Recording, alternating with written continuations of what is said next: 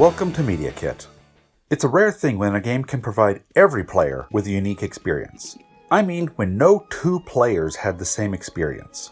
I'm not talking about skill trees that can be unlocked in any order. I don't mean how in Metal Gear Solid 5 I can go in guns blazing, stealthily take down enemies one by one, or avoid conflict altogether. I don't mean open worlds that let me go north, south, east, or west first. I chose to override all the cauldrons. Yeah, most of us did that. I diverted the power to the botanical lab. You had two options. You're not the only person who sided with the deserters. I played Metal Gear Solid 5 using stealth and... I already covered this. Now, nobody plays a game exactly like anyone else. But when it's all done, most gamers unlock the same skills, found similar if not identical loot, fought the same bosses, and attained the same 2 or 3 endings. It's not unique to each player. But some games have systems so complex, no one will play them the same way. Subnautica was unique from other games for a lot of reasons, but it was also unique for each player. I finished it 3 times and each playthrough was different. The story doesn't change, the ending doesn't change, the milestones don't change, but Subnautica had something that made it different for every player. The base building. For those who don't know, in Subnautica there is a tool for constructing base modules limited only by available resources. As players find new blueprints, they can add new modules, features, and facilities to their bases. But where I put a base is unique. They can be constructed anywhere there's a hard floor, anywhere on the map. I can build 1 master base, I can build 10, I can build 100. Each can be as big or as small as I want.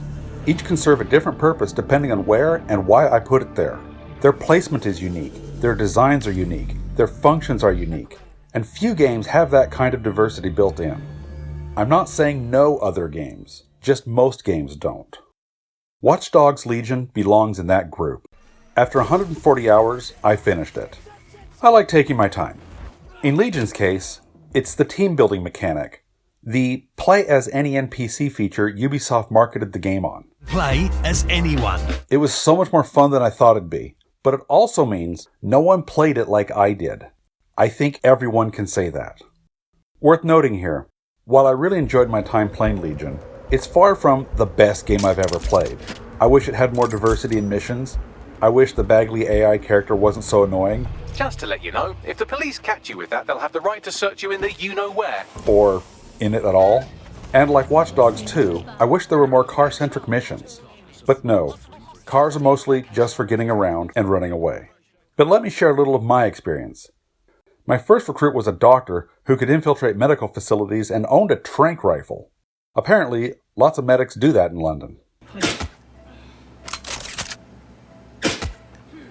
I later found a paramedic who owned her own ambulance, and while I didn't need that, I thought it was cool enough to have her on the team. Until I found her equal +1. Plays the banjo. You're out, Bridget. Banjo beats no banjo. Also, Elsie gets to keep your cardigan. Those are the rules. I similarly found a lady who brought a paintball gun to the party, but I replaced her with Candace because baby got stealth skills.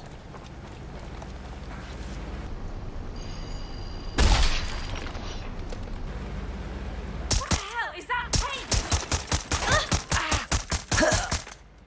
I think Morena joined my team after I turned part of London Rebellious. Not only can she hack multiple phones at once, but she can surge them, zapping a group in one shot. War correspondent Kavatha was my personal wrecking crew on loan from the retirement home. She could summon a surveillance drone on demand and wield potent SMGs. I went the non-lethal route. Gosh, if ever a game needed dual wielding. Plus, her superior fitness at age 71 made her damage resistant while she dished out bonus HP against Albion officers. You go, girl. Everyone eventually gets the Cyber Beekeeper, but I thought her abilities were dumb, so I put her in this cool outfit and never used her again. Rosemary was my drone specialist. I had a great moment when after getting overwhelmed, I hid her under a cloak, jumped the guy looking for her, and dive-bombed his buddy. While I had bare-knuckle fighters with seemingly more useful abilities, I seldom won a tournament on my first try. After my beaten fighters had to take a medical timeout, I kept winning tournaments with humble Jessica. And yes, that's how she was dressed in the ring. Maybe it was the flashy wardrobe. Then there was the time I took my anarchist, Shia, in to clean out an Albion facility. She was a wrecking crew all her own.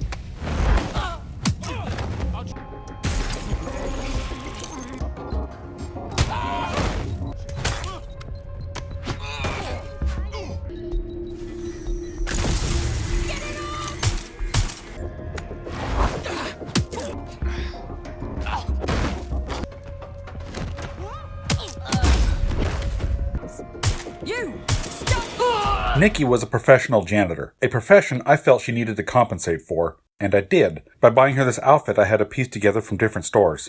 She also owned a utility van, and could hide in plain sight by whipping out her broom and acting busy. I mean, look! Where did she go? Suspect is gone. I should also point out how complex the clothing system is. Each character can wear anything I purchase, with in-game money. I can choose a top, bottom, hat, glasses, earrings, a face mask, overcoat, gloves, shoes, mask, and a handbag. Wardrobe doesn't even affect gameplay, and yet I spent so much time doing it. I can tell you this, no store has a pair of women's flats in white. I looked. I recruited Annabelle, who looked really cool, but her shuffling really tested my patience.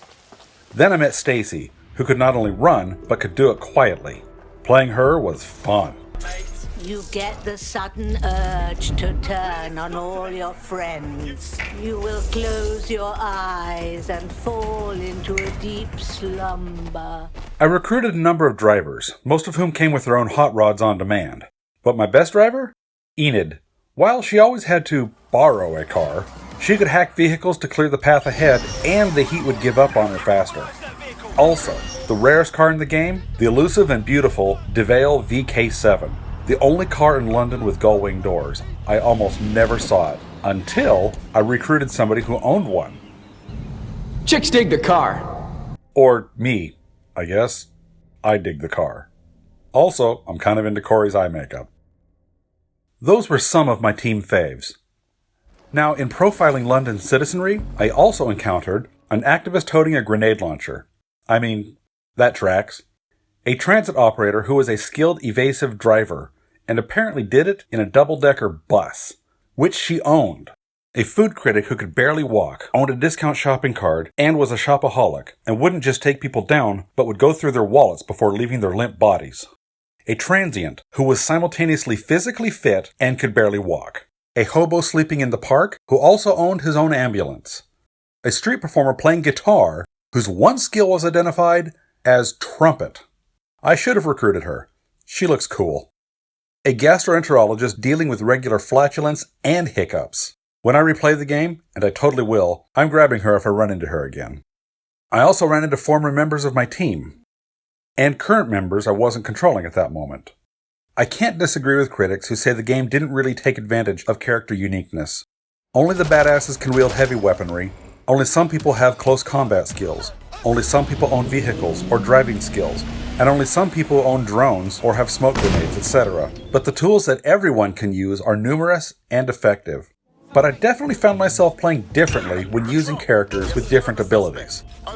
Nevertheless, it would have been awesome if I could have taken a team on an operation instead of just one person.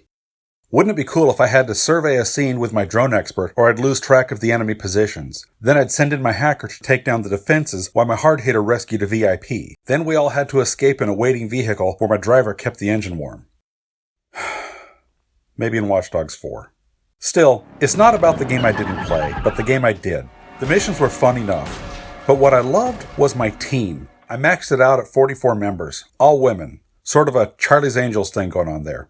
I profiled and selected each of them. I did their quests so they'd join my crew, and I played them, using their unique abilities.